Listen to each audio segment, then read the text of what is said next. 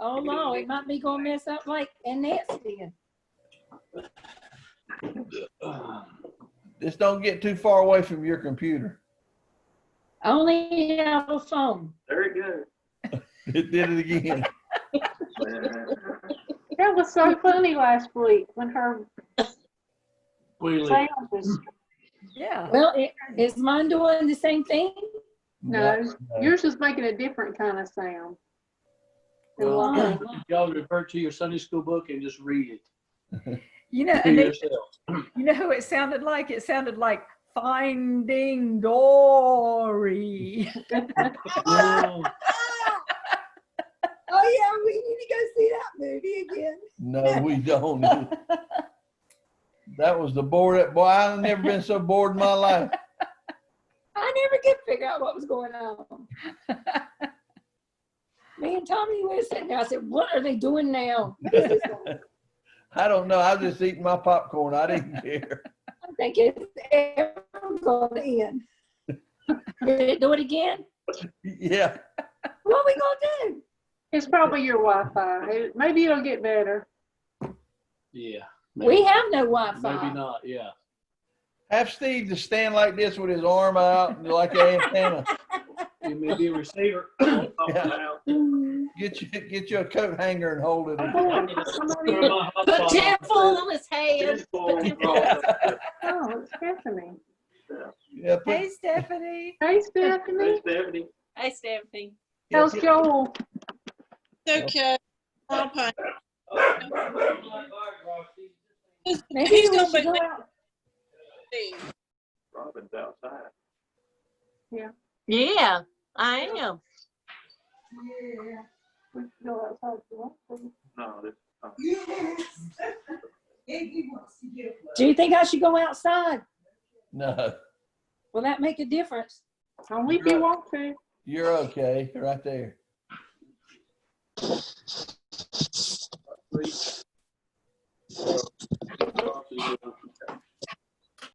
Oh my, Steve, will you get me a pillow? Like those little green ones. Here, Mama, just sit. Hey, Sonia, Uh-huh. Mama's here now. Okay. I So heard you her. can- There's Angie. Hey, Benji. Hey, Charles. Hey, Kenny. Hey, look. How y'all So doing? Penny got that leash. Downstairs. She got her leash. She got that leash and took it over there. Hey, Kenny, you got long pants on or shorts? You have to lean up to the computer. You can't do it. Kenny, you got pants on or are you wearing shorts? I got shorts on. Oh, I really? don't wear long pants for Christmas. Oh, okay. She asked me to tell you that. Well, I didn't want to ask him. They might think that was inappropriate. What you talking about? Cynthia, you thinking about my legs again? I was just asking. I saw you come around, but I couldn't tell if you had on long pants or short pants. It don't matter what kind of pants he has on. You'd be surprised how many women comment on my legs. We just hope he's wearing pants, right? Yeah. Well, I am. Her sister Ruby, Louise. Okay. Louise Taylor. Oh, my. Honest Russians, which is, Rocky Russians. Robin's outside. Robin's outside. Yeah. Man. Mama Jean, how are Leroy and Nell doing? Well, they're aging. Leroy says he's doing pretty good for his age, and Nell seems to be doing exceptionally well for her age too, because if July the 12th she'll be 93, he's 95. And I think your class might be interested in knowing too that I just got through talking to Pam, and Roger is coming along, but it's a little slower than they were expecting it to be. So he is in rhythm, but he has no energy. They do not want him to, they put him on right many medications, and that will also affect how you feel. And he went from taking no medications to taking 5 pills in the morning. And I can't remember whether she said another time during the day taking some too. So he's sort of dragging. So we really need to remember Roger. Yeah. Thank you. Tommy, Thank you, ladies and gentlemen. Okay. Did you hear me about Roger? don't you Yeah, have a quilt? Don't you have a quilt on? Yeah. Yeah, he's getting on. You know, Sonia's got one on too. not cold back there. Must have the AC on. That's awful. I know it is 90 degrees outside and we got quilt on. That happens with a lot of old people. Go ahead. my grandmother Williams made this quilt. Oh, Oh, So okay. it's old. It's Mhm. Oh, yeah. 35 or 45 years old. Feelings earlier. Did it. 7 times he wore that shirt. Seen him on there, he had that blue shirt on. Sonia's got on my blue shirt today. Steve Where was, is she now? Steve was just wanting to ask that question. Who's teaching? Cynthia. My blue shirt. Mm. All right. Anita, They'll just rain. Anita, you might be teaching to just a few people. I think everybody's gone, aren't they, Boo Boo? Oh, well, that'll be all How right. many, do you know how many people were at church this morning? For the 8:30, there was 71 people there. Oh, that's pretty good. We have Oh, I don't know. We did, You count them. count them. We didn't count them at 11, but it was very slow. It was probably in the 80s. It was nowhere near full in the main 40s. sanctuary. That's probably pushing 80. I would think. 25. Taylor. It wasn't a big crowd at all. Yeah. All right, folks. 5 o'clock. whenever you want to start, Anita, I might just leave everybody unmuted. That'll be fine. Okay, so yeah, we'll go ahead and start because the lesson might be a little bit quick. I couldn't get my head straight to get myself to concentrate or something this time. I don't know why. But anyway, so it's called Direction Offered. And of course, you know, it refers in the beginning of the book about our GPSs and how that now we can just plug into our GPS where we want to go and it just takes us directly there, and how nice and convenient that is. So it's given that, of course, as our first thoughts, as our examples. And but Solomon here we skipped chapter 2. So last week Annette taught from chapter 1, and this week we're in chapter 3. So it skipped chapter 2, but Solomon was teaching his son to follow the right path. And he was telling him to seek wisdom and to think of it as a gift from royalty or a treasure that he might acquire. And, you know, if you get a gift from somebody very important to you, that gift means more to you than it does to anyone else. Something that you treasure that somebody gave you might not mean anything to anyone else. You know, when our house was broken into, I guess the first time they actually came into our home, and they stole my pearls. They stole my whole drawer of jewelry, in a drawer and all. But, you know, the main thing in there, I had some expensive stones at that time, a ruby and, you know, a few sapphire, a few different things that I had purchased when Michelle worked for the jewelry company. But the thing that mattered the most to me was that stretch of pearls that my daddy had bought for me for my wedding. And, you know, that didn't mean anything to anybody else, and they probably didn't get anything for them, but it meant something to me. So when he's speaking about wisdom here as being something given to him from royalty or being a hidden treasure, he's speaking of something that means how important it is to him that he seek wisdom. And in chapter 2, he gave 2 examples of the reason that he suggested how important wisdom was and how valuable. And the first example said that it kept him away from evil men. The first time it was described evil men, people as deceiving others, people with warped, cruel words, people with perverted ways, people that would lead you in a direction you didn't need to go. And then he also, the second illustration he gave in chapter 2 was an evil woman.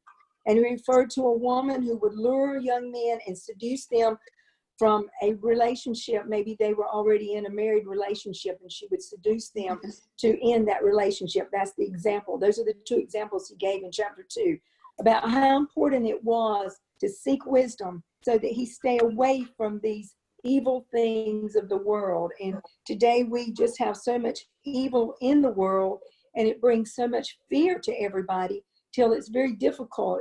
We have to rely a lot, don't you think, today on our wisdom and our wisdom of what God can provide for us and keep us safe away from all the evil that seems to be all around us today. So here Solomon is trying to encourage. And then in chapter 3, he goes right back into the same thing again. And he says, my son, and again, he's talking to his son, don't forget my teachings, but let your heart keep my commands. So, one of the very first commandments, or not the very first one, but one of the commandments is to honor our parents, honor your father and mother. And here he is telling him to honor me and to respect, and don't forget my teachings, to put those deep into your heart so that you don't forget them. It was not an idea of merely memorizing what he taught him, but to learn to live that way. When we go to school, certain things we have to memorize, like for our multiplication table. That's something you just memorize. And once you memorize it, you just know it. The only way to learn it is by memorization, just something to memorize. But what he's speaking of here is not memorizing, but to learn from his teachings, a lifestyle, a way of living, a way of thinking, an attitude, so that we know how to respond to the things of the world. So he told him it needed to be embedded in his heart. He said, but let your heart keep my commands, embed them in your heart. In your book on page 21 there, I'm going to read just a little bit from that first paragraph, starting there with the word both. Both the mind and the heart matter. The mind without the heart characterizes a person who is unfeeling and dispassionate. The heart without an informed mind can lead to experiential chaos.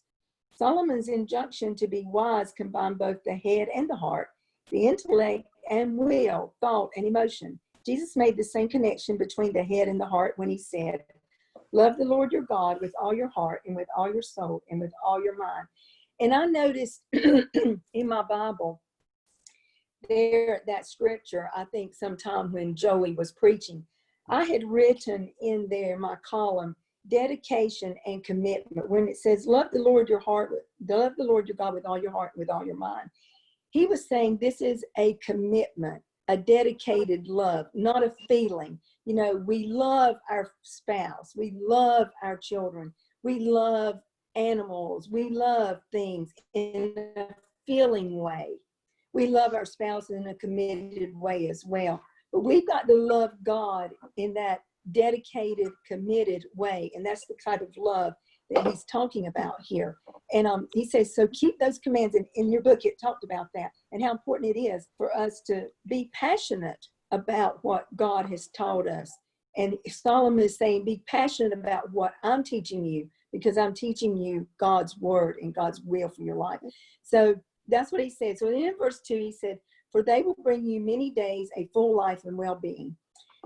Now, sometimes we hear this in the Bible that if we follow the Lord, that he will give us a lot of years, or he'll give us a full life.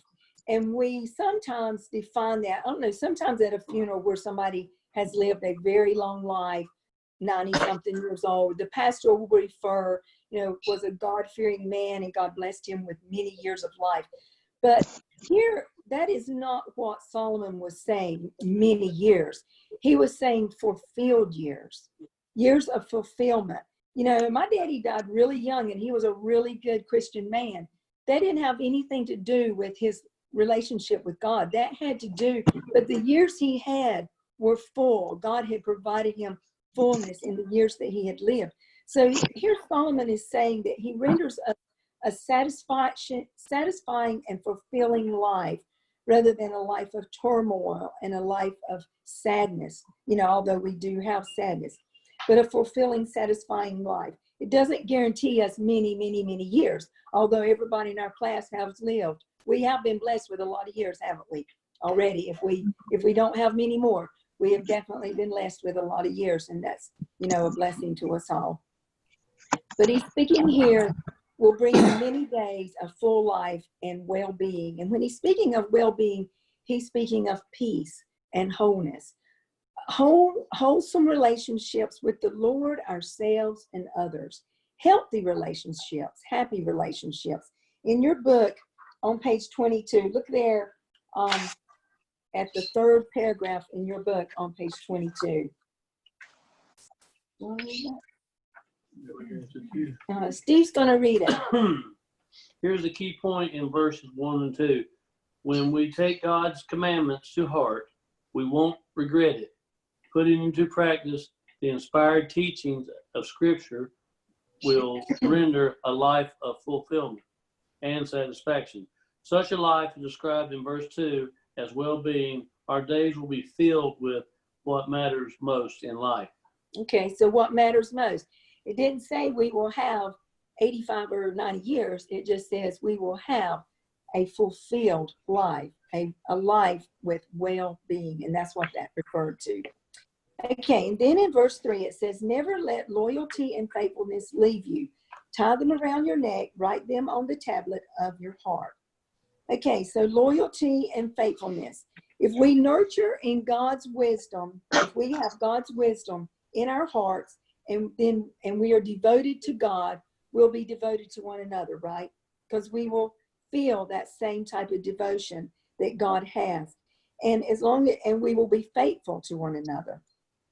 And he says to wear them around your neck. My book referred to that as a decorative necklace, a beautiful necklace. Don them around your neck, show them off, meaning show off this loyalty and faithfulness to one another, to be true to one another, to be loyal and stand by your word.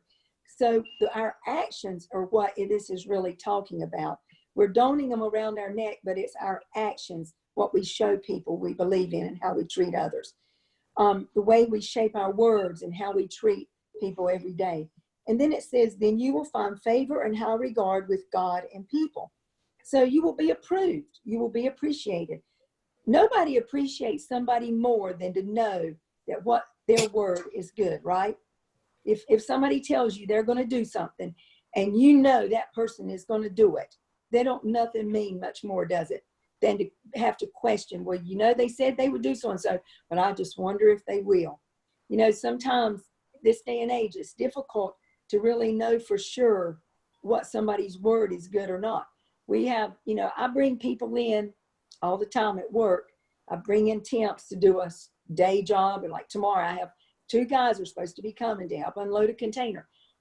A lot of times they don't show up. I mean, you know, and that's very hard. Then it causes a hardship at the people here at my job. But our word is the only thing that we have. If we give somebody our word and we don't stand by it, you know, that's just so sad. And I recently purchased something off of Facebook Marketplace. I've never done that in my life.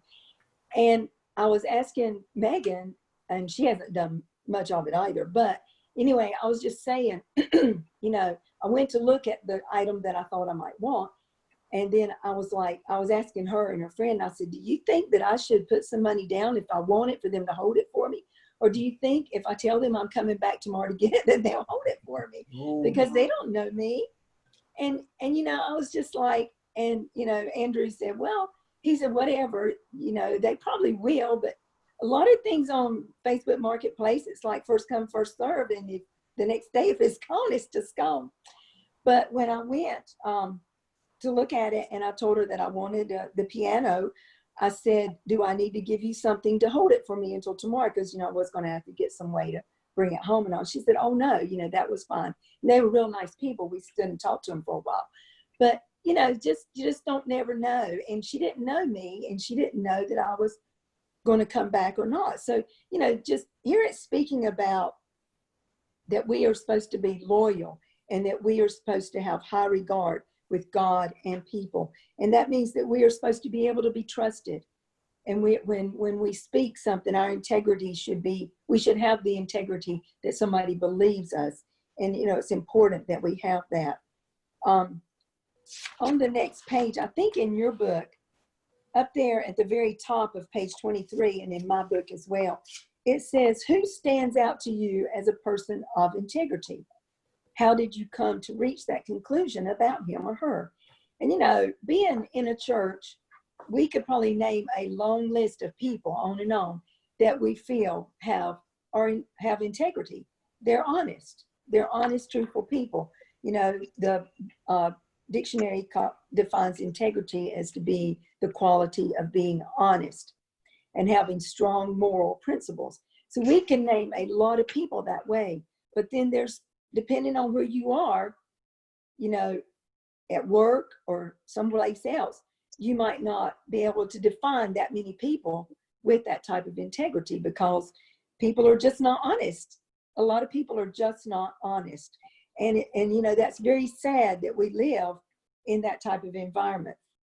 But this Solomon is trying to tell his son that is of grave importance, that he have integrity in his life. And then in verse 5, it says, trust in the Lord with all your heart and do not rely on your own understanding. So he's telling him that he is supposed to be trustworthy. God is trustworthy and he is supposed to trust God. It says, foolish people place their faith in themselves and bank on their own wisdom. In Proverbs, it said, he that trusteth in his own heart is a fool, but whoever walketh wisely, he shall be delivered. And then also in Proverbs 12:15, it said, the way of a fool seems right to himself, but the wise seek counsel from God. So what he's saying here is to not trust our own understanding, do not trust our own wise decisions that we think we're making, but to lean on God for those wise decisions. But ask God, ask him to help us make the wise decisions that we need to make. And then also, we are supposed to ask advice from other Christians as well. It didn't speak too much of that in my book today, but I was listening to a preaching service here last week with Max Lucado, and he was saying how important it is that we seek advice from God through prayer. And if we still don't feel like he has answered us, that we could seek advice from a fellow Christian, someone in our church, or a fellow Christian that might help us figure out exactly how we need to go and what we need to do about a situation. But to seek wise counsel from God or wise individuals. But to trust in God alone and not trust on our own selves. It says, in all your ways know him and he will make your path straight. So, Christ said that he would make our path straight if we would lean on him. That doesn't mean that we're not going to have a lot of curves and a lot of hills and a lot of sadness and a lot of anxiety and a lot of challenges in our life. But he said that he would make our path straight if we would work through him with it. So in your book on page 23, where it's defined there, it says verses 5-6 in the second paragraph. It says these verses call for 3 actions. First, we are called to trust in the Lord with complete and total confidence. Second, we are not to rely on our own understanding. Now, complete and total confidence. There is easy to pray for direction and still go our own way sometimes. So it says here, first, we are to ask him and trust him with complete and total confidence, not rely upon ourselves. And then second, not to rely upon our understanding. And then third, it says, as we trust God and reject ungodly thinking, we are to know or acknowledge God and his truth. No area of our thinking, feeling, and behavior is off limits to God. As we trust God, avoid godless thinking, and acknowledge him in every area of life, he will make our path straight. God's wisdom straightens out the paths so we can go in the right direction. So even though, you know, we make our own decisions a lot of times and our paths do not always go the right way, you know, we can come back to God and confess where we have failed or confess where we didn't recognize we needed him, and he will help us straighten out that path. You know, he'll help us move forward. Even in our own turmoil, he can help us move forward. So it says trying to find our own way through a crooked place can be difficult. We all do that. We all have challenges. We have hard times, but God's wisdom straightens us out and helps us go down the right direction. In verses 7 and 8, it says, don't be wise in your own eyes. Fear the Lord and turn away from evil. My book, actually here, the teacher's book, referred to somebody that maybe had been very successful in life, had acquired quite a bit of money, quite a bit of fortune, and had become quite arrogant in their ways because they felt that they had acquired all this. And they said, easy to be persuaded to think that we're wise. But it says we are to remain humble and submit to God. And that's what he's saying. Don't be wise in your own eyes, but fear the Lord and turn away from evil. So humility is what we have to keep first and foremost in front of us and in our lives. It says to walk humbly on the earth and stay humble to God. He will nudge us. If we get a little bit too arrogant, we get a little bit too much pride, and we start leaning all on our understanding, he'll nudge us. And we need to be able to recognize that nudge. Sometimes we get beyond that and we can't do that, but we need to recognize that nudge. Then it says, walking with the Lord in humility and integrity, according to Solomon, has a healing effect. So by giving him our lives and taking a huge step toward gaining the benefit of renewed strength each day, we trust in God.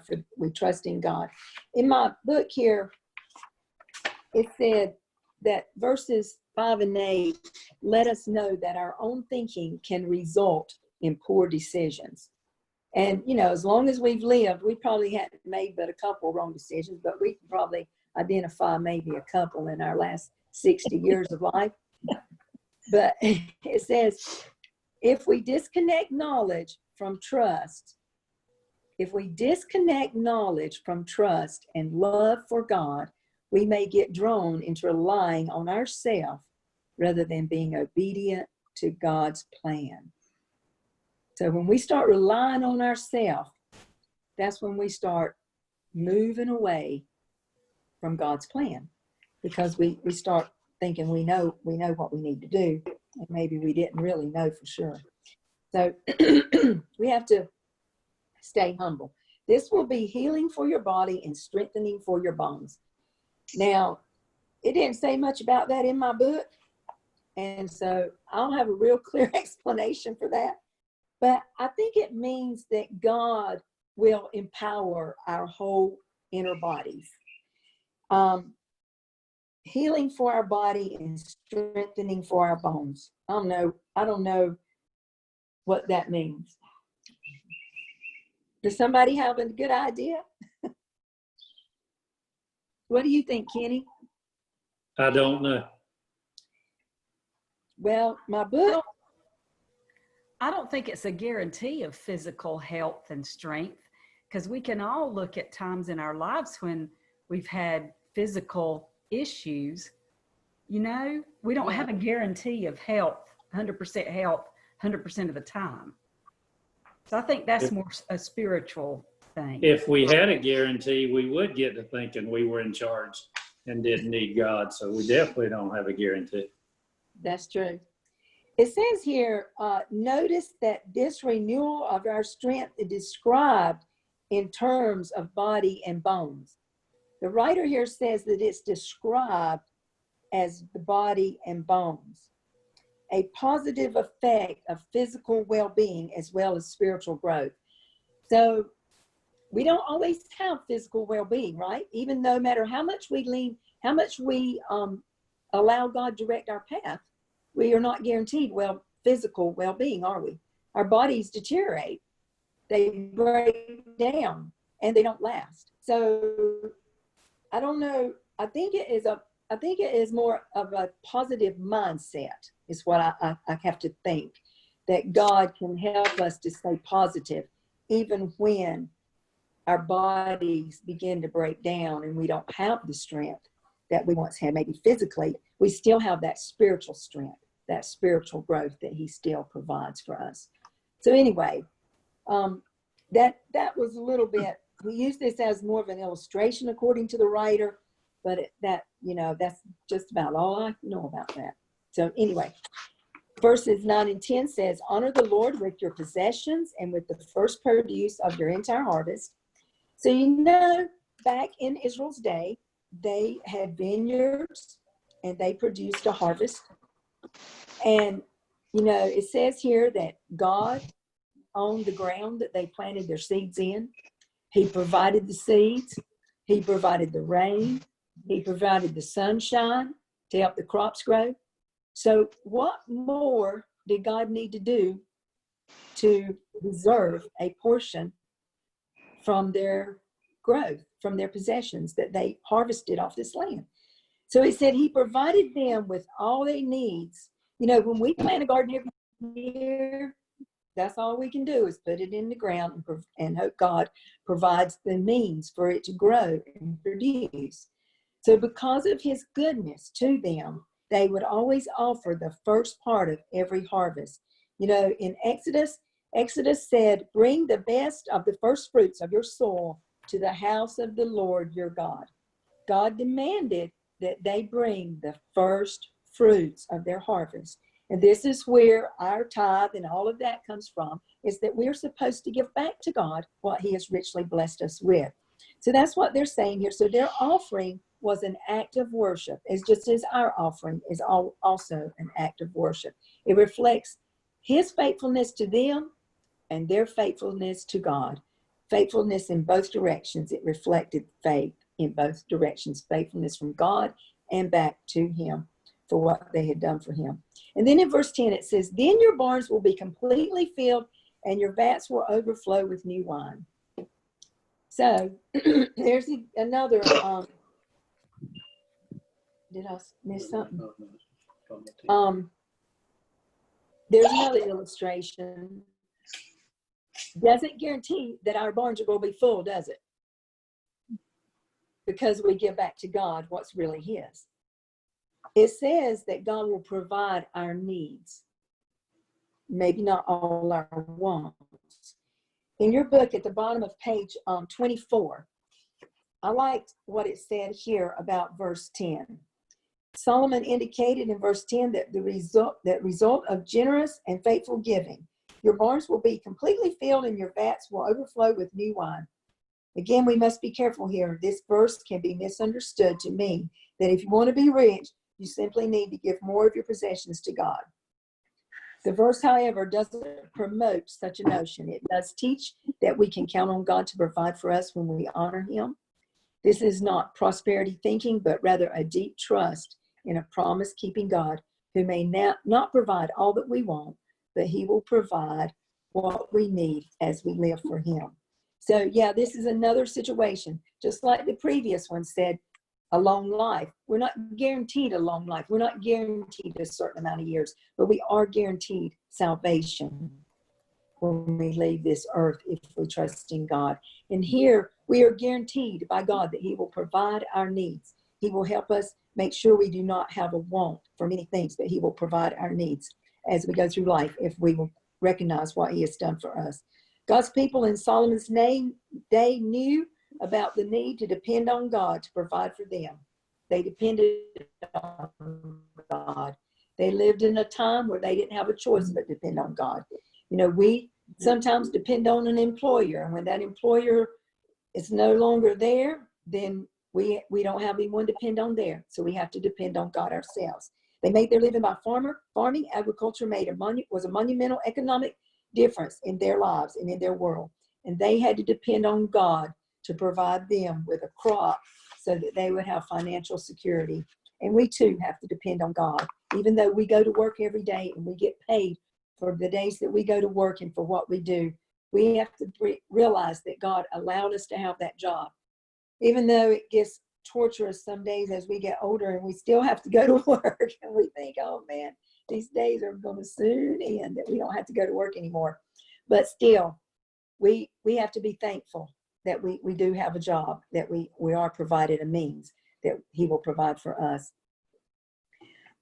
Philippians 4:19 says, and my God will meet all your needs according to the riches of his glory in Christ Jesus. So what's he say? He'll meet all our wants. He'll give us a big bank account.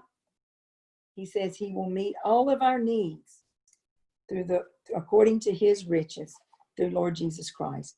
Okay, and then in verse 11, it says, do not despise the Lord's instruction, my son, and do not loathe his discipline. So sometimes God instructs his people his instructions can be hard. It says, for instance, the instruction about honoring God with our money and other resources may come across as difficult. A believer who's facing financial difficulties may despise the notion that he or she is instructed to give much needed resources to the Lord. So I get times in hardship, when a time is hard, and they may be, even a believer might feel that was undeserved, that's too much, that they need that money to take care of their family. And it says there that, but Solomon is saying here, do not despise the Lord's instruction. Do not loathe his discipline. And loathe means to intensely dislike somebody or to be disgusted with.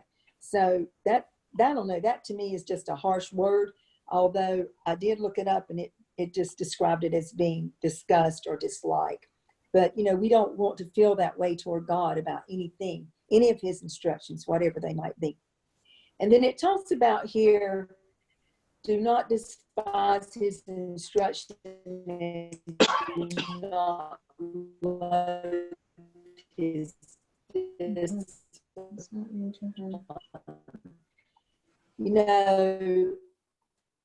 When we do get disciplines our way, it helps us see our growth, and that's what he's wanting us to recognize. It referred here in my book to God's discipline as a drill sergeant. And it said a drill sergeant doesn't create misery upon his soldiers just to bring him happiness. He doesn't do it on purpose. He doesn't do it just to try to punish them. Although their daily drills can be very pushing, it said he's trying to prepare them for battle and trying to prepare them so that they will be safe when they do go to battle, and trying to prepare them for what lies ahead. And so God himself disciplines us in ways that are not always fun. No discipline is fun. Our children, when they were growing up and they got disciplined, that wasn't fun. But it prepares us. It prepares us for days ahead and what's to come. And so we have to be thankful sometimes for the discipline so that we know to do better, so we don't continue on.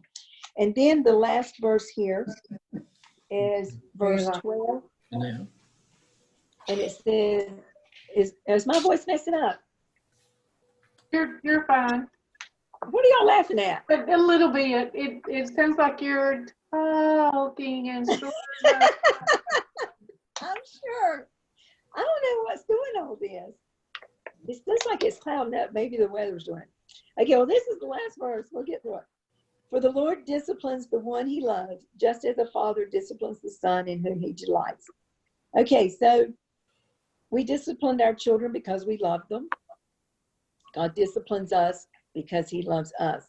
He doesn't always make us endure difficult punishments, but what comes our way is a way for us to grow. Sometimes hardship comes our way to make us turn toward God. Maybe we have become confident. Maybe we have become a little bit arrogant and we're relying too much on ourselves. So he teaches us that, wait a minute, you got to rely on me. So he brings us across a bridge where we have troubled waters underneath, and we have to turn to him and get him to help us through. On page 25 in your book, at the very bottom of your book, it says, he's not a cruel overseer who wants to make us suffer. He is a loving father who cares enough about us to teach us so that we can grow in our walk with Him. Learning well may require us to face some difficult circumstances. We're wise when we face them with the certainty that God loves us all the time. The discipline we'll experience from Him is not to be despised, but embraced as part of our spiritual development. Discipline is never pleasant, but is always purposeful. So to be able to embrace discipline and understand it as a purpose, that's how He wishes us to see that in our lives. And, we are to let Him lead us. We are to let Him advise us. Jesus said in John, "My sheep recognize my voice.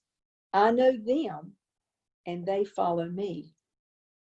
So do we? We need to ask ourselves, do I recognize Jesus's voice? Do I recognize His voice when He speaks to me? That's a question we have to ask ourselves. Do we hear Him telling us what to do, instructing us? He recognizes us. He said, "I know them. I know my sheep, and they recognize my voice, and they follow me." So we want to be His sheep, and we want to follow Him. So we want to recognize His voice and recognize Him.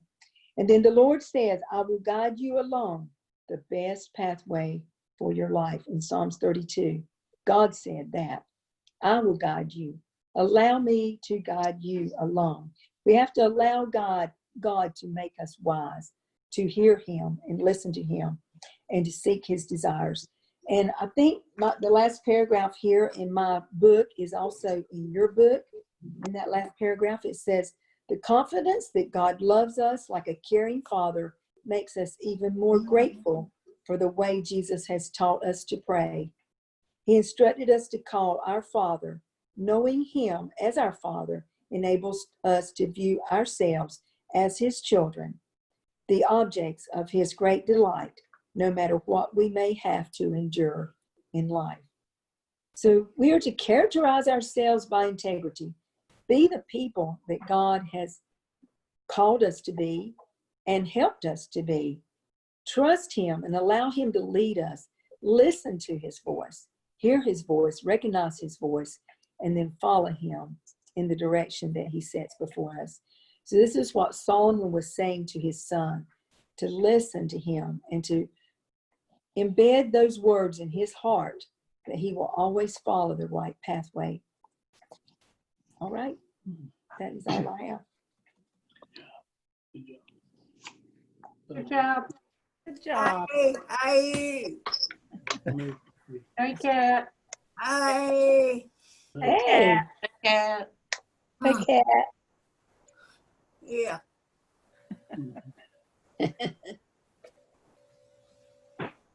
When you read the part where it says that if you read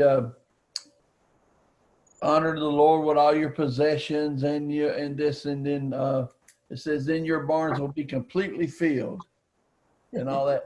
See, you can't literally take that as that if you follow this, then everything's going to be great. Yeah. You don't even have a barn. Would you mute Steve, please? I want you to help us sing "Leaning on the Everlasting Arms." We'll lean on Jesus. That's a good one. I could go in there and play that on my piano. We can all sing Leaning on the Everlasting Arms. We sang that this morning. Yeah, we did. We could just sing Learning to Lean. That's what this is about, isn't it? Learning to lean. Lean not onto your own understanding. That's right. I like All right, to tell you. tell about Stephanie. Is Joel with you? He is. Hold on a minute. Let me see his face. He probably don't want us to look at him, but we're gonna look at him. Oh, Hey, Hey, Joel. Joel. Hey, Joel. I don't see anybody. You might Do show you? Y'all see him? Yeah. Okay. Yeah, he don't everyone. look that a whole lot right now. Do you get up, move around, and do stuff, or are you still in a lot of pain? In a lot of pain still, but get up when he get up.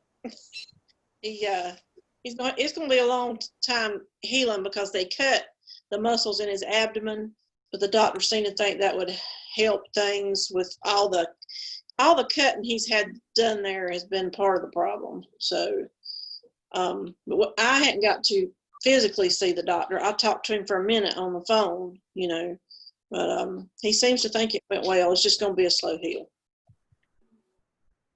So. Jerry's got a story. I found out, well, whenever I had my ears cleaned this past, Monday. They damaged my ear. Nerve. Hurt my nerve in my right ear. And I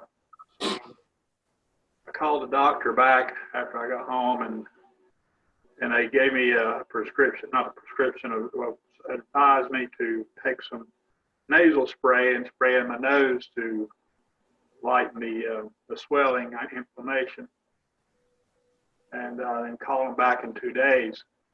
Well, I think the Lord was telling me that I need to go somewhere else for advice after I started using this nasal stuff. Went to a specialist, an ear doctor at Charlotte Eye, Nose and Ear, nose, and Eye, Ear, Nose, and Throat. Went to them in Monroe, and I talked to a doctor there, did a hearing test, and I didn't pass it too well. I found out that I have a swelling in my ear that it was blocking some nerves, middle ear. the middle ear, and or the whatever it is.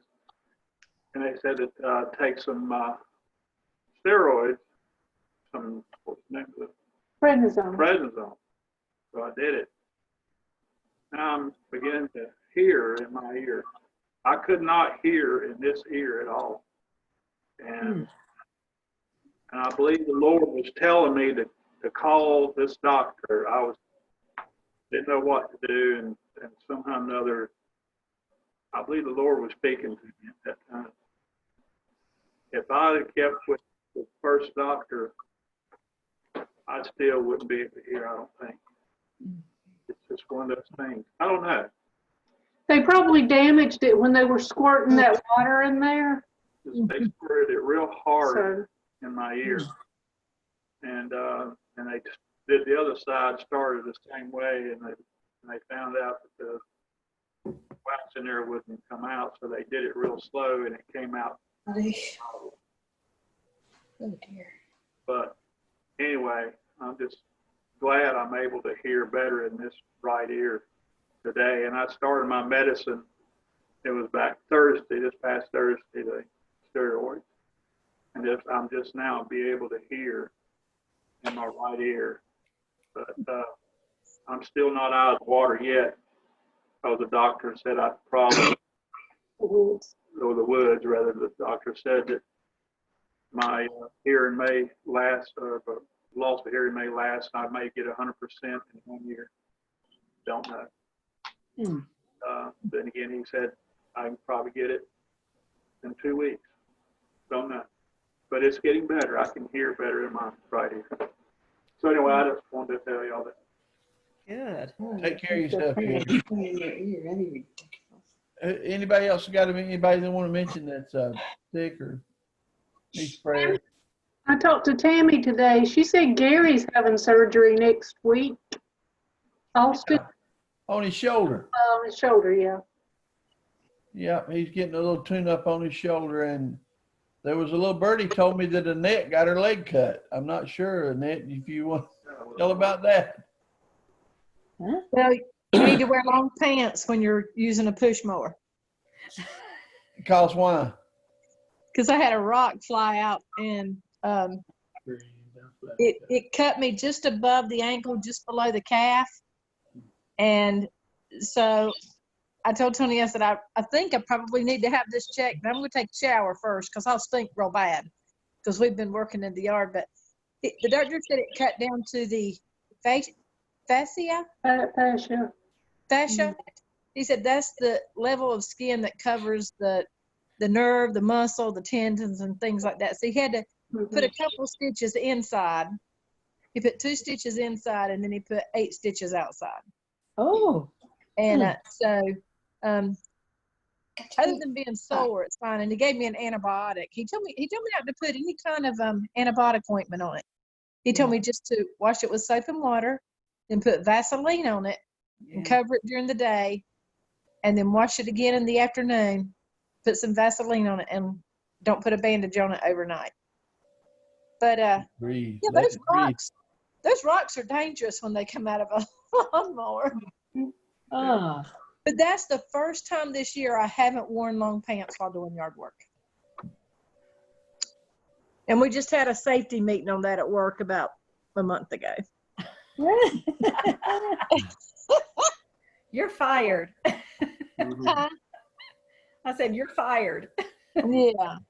But it's hurt today, but I hope it'll feel better. It'll probably feel better tomorrow. I think it's going to be sore just a couple of days. And I go back in 2 weeks and have the stitches taken out. Well, I don't hardly know what to say about that.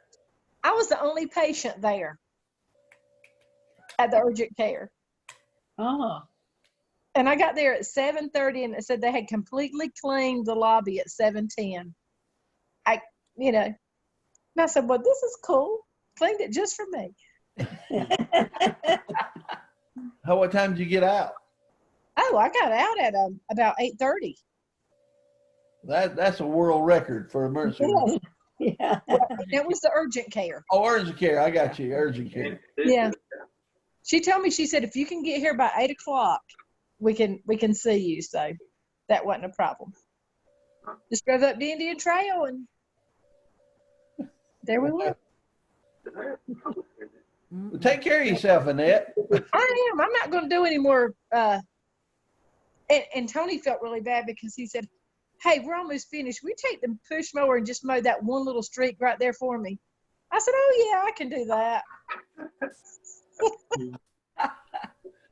Oh, my. It'll get better. Stephanie, you want to talk about next Sunday? Yeah, before I mention that, keep Joel's family in your prayers. His uncle died this morning. He had cancer, and they had to call hospice in.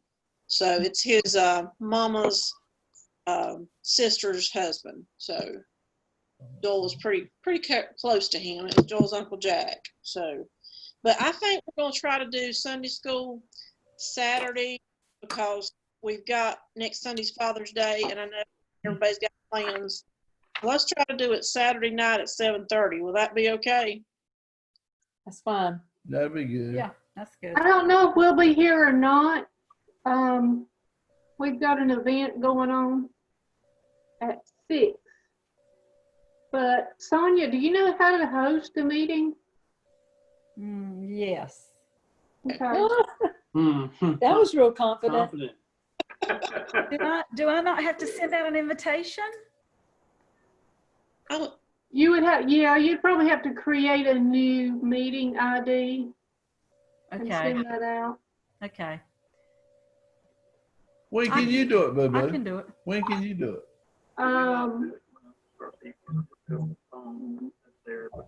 No, there's probably not going to be an internet connection there. We probably won't leave till like 5 Saturday afternoon. So 4. Who's teaching? Me.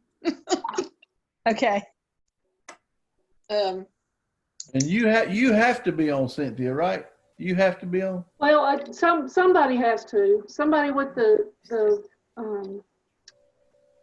I can host it. I don't mind doing that one bit. Okay, you just have to have the software, and it has to be on a desktop or a laptop. Yeah. I have it on my laptop. We'll just do through Unionville's. I'll just do Unionville's. Okay. But yeah, just set up a new meeting, and if you have any questions, you can call me. Okay. So you're going to send out the meeting ID. Yeah, I'll send out an invitation one day next week to Okay. everybody, so everybody will know. Did we settle on 7:30? Is that the time? We won't. We We'll be- have kid plans. Yeah, we'll be out with the girls for Father's Day, but y'all go right ahead. That's fine. Everybody won't be there anytime. Okay. Yeah, I don't have a good time this weekend. I mean this coming weekend, because I know some people, because you've got kids that have to do two different fathers. You know, they've got daddy and then the spouse's daddy. So I don't know that that's going to be. We can shoot if nobody's going to be able to do it Saturday night at 7:30. We'll change. What do y'all think?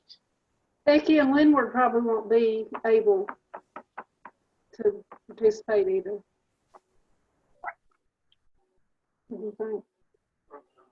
It seems like Sundays get a little busy even. I know Kim Price was telling me they do it Tuesday nights at 7. Or I mean, it could be we could try even a weekday. I don't know. See, this is a very small group. I don't know how many you had last Sunday. But even we had something last Sunday, so Sunday may not work as it gets busier. Let's just try Saturday night at 7:30 and see how many we have. And I was going to send out a thing asking people if there was a better day or a better time, but I just hadn't got it done. I don't know. It's like y'all said, we're not going to be able to we're not going to be able to help everybody. So let's just try it this 7:30 and see, and then we'll go. Okay. How many we have today? We only had 16 today. We've been having 24, 25 or so, but today we're down more than normal today. Yeah. Well, it's just going to be, it's hard to teach on a weeknight when you've worked all day. That's the That's only true. bad thing about coming home from work. I'm always, I know I'm tired in the evenings. I just, my back hurts me. Yeah, my back hurts me a lot, and I just, I struggle on weeknights. But if we have to move it to a Friday night, I can probably try to manage. Tommy, if we had a place to have it, when can we start back having it, say at 9:30 or something like that? I know the youth does it. They had theirs this morning, and the group above them, Hayden Query's group, does it on site. So there's at least a couple of groups having Sunday school at church between the two services. I don't know if we had a large room. At what point could we just have it at church together again? I can't answer it. I don't know. Yeah. They're doing it. They haven't asked nobody. They're just doing it. Is that right? Yeah. Yeah, I know Hayden was a little late getting up to usher, and he said their class also was having Sunday school. Yeah, they just did it on their own. They haven't asked anybody. They're just doing it. But I don't know if we got so many people. I don't know where we do it at. You know. The youth are spacing themselves out Yeah. because Kate is from here. And I'm sure the other class probably was too. That's a small class too. So Who was telling about Miriam Talton? Robin. Robin. Get an email from Ursula. Yeah, I got an email from Ursula today that Melba had a text her that Miriam's it's not working. Her lesions in her liver are larger, and so they're calling in hospice tomorrow. Oh my goodness, that's so sad. I got a long text. I've corresponded with Melba some this week, and she said that she wasn't going to do any more chemo and just to pray for them.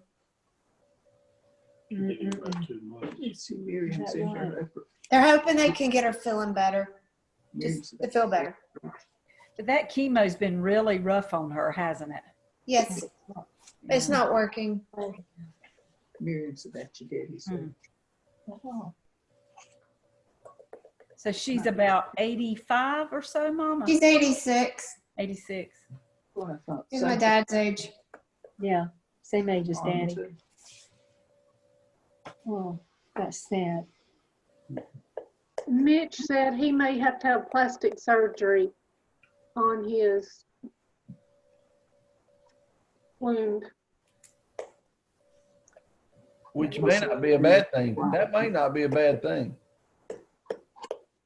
This morning, from what Raymel said, that is not just something they have just now heard. He had heard that for a while, that might have to be something that would have to be done. I taught Raymel at church about it.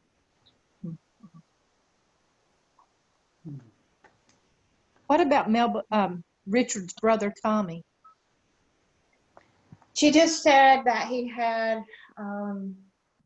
more cancer.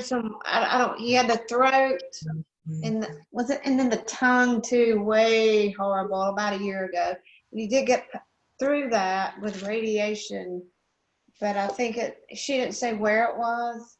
He just had more.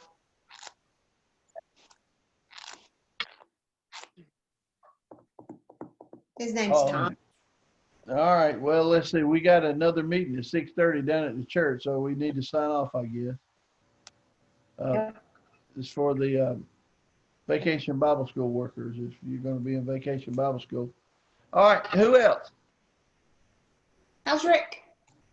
I saw Rick yesterday. He made it to breakfast, but it absolutely wore him out. He couldn't even talk. He was so tired from walking to the car to the inside of the restaurant. He couldn't even breathe hardly. He was so tired. Rick's really struggling. He's got no strength whatsoever. He's like he's 105 years old when he walks. He just barely can walk. Sad to see him in that shape. I hope that something will change and he'll get better. But for right now, he's struggling pretty bad. Did the cement procedure help him? He said he said it's really, really sore. I said, well, is it hurting or is it sore? He said, I can't really tell whether it's hurting. He said it don't hurt as bad, but it still hurts a little bit, he said. It's a different pain. Yeah, different pain, he said. So it must have been successful. I said, on a scale of 1 to 10, how is it? He said, well, it's around 5 or maybe a little less. So that isn't too bad, maybe, I guess. But to live with pain all the time, I that'd work on your psyche after a while, I imagine. Yes, it would have to. Yeah, he's not a happy person. He's just not real happy. What about Tanya and Mike? I didn't see them. She's at Alberlin and Willie's. She was cooking supper for them and helping Willie with some other things. Oh, okay. All right, anyone else? Anita still there? Anita? I'm still here. All right. Back to you. All righty, if y'all bow, I'll dismiss us then. Dear Heavenly Father, as we've studied today about wisdom, we just pray that you will instill the wisdom in us that we need. Instill your wisdom in our lives, dear God, in our hearts and in our minds. Help us to treat one another as a wise person would, as a compassionate person as you are, dear Lord. Help us to have that love and compassion for those around us and to see everyone in your eyes, dear Lord, not in our evil eyes that we have on this earth. Dear God, help us to be like you, walk like you, talk like you, and act like you in everything we say and do. Help our actions to reveal our Christian lives. Dear Lord, just thank you for forgiving us. Thank you for loving us, and thank you for giving us second chances and helping us to get back on a straight path when we get it all crooked up. Just thank you mostly for your love and your everlasting time in our lives. We ask these things in your holy name. Be with our church now again, though, dear Lord. I want to pray for Bible school and ask you as we go to tonight that you will lead us in these times when we can't have a normal Bible school as we've always had. I'll just pray that you'll go down there with us and help us to know what we can do that will be best for everyone involved, and help us to realize that we can still go about your work in spite of the ways of this world. For we ask these things in your holy name. Amen. Amen. Bye-bye. Mommy. Well, all righty then.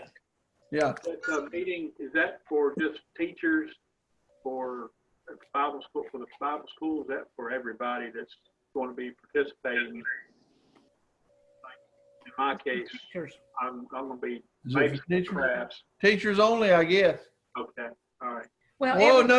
If you're yeah. doing crafts, you're considered a teacher. yeah, All you're the workers. Oh, okay, yeah. okay. So there's like 5 people per room, I think it is. So there's 1 or 2 teachers, recreation, a music, and a craft. So Okay. you'd be involved heavily on that. Okay, All right. all right, very good. See you in a little Bye, bit. y'all. Bye. Where's that meeting gonna be? Antioch Baptist Church. I mean, Smarty pants. I think it's in the fellowship hall, but fellowship hall. Fellowship Hall. Yeah, it'd be I didn't understand what you meant. I'm sorry. You can't hear no how, Jerry. You can't hear. I'm hearing ringing. Oh. I can barely hear out of this one. It's getting better. were y'all at church this morning? Uh-huh. Uh-huh. Yeah. Andy was playing a bass, wasn't he, Jerry? Yeah, he was playing just a regular Yeah. 4-string It looked like a guitar, but it was a bass. It looked like a guitar. amplified. And I had a discussion about it. And I said, that guitar sounds good that Ronnie Hatley's playing. I said, you won't ever hear a guitar sound any better than that, a lead guitar. He said, oh, he's just strumming. He said, Andy's playing But he weren't. And then I said, yeah, but he went da-deal, da-deal, da-deal, that part. I said, well, that was Ronnie. And then I could see that Andy was just doing bump. We couldn't see his right hand. They We only could had just see, four string. yeah. Yeah. I said, but don't you hear that bass? I said, I believe that's Andy playing the bass. That was Andy. Yeah. And I thought about you then. I thought, well, Jerry would like to be up there playing with him. Well, I mentioned that to Leslie last week about it, and they're going to be the last week, week before last, and they're going to think about bringing me in. They don't know. I mean, they're talking about things like that. They don't know yet. Yeah, good. If Andy's going to be playing bass, but he'll need a guitar where Leslie plays guitar, so they may be doing their job without needing me. That's fine too. So, Well, Andy's a good bass player. yeah, sounded Good good. guitar player. All right, well, we'll see y'all down there. Okay. Bye. Bye, Kat. Bye, Kat. See ya. Have a good sleep. We love you. Bye. Bye.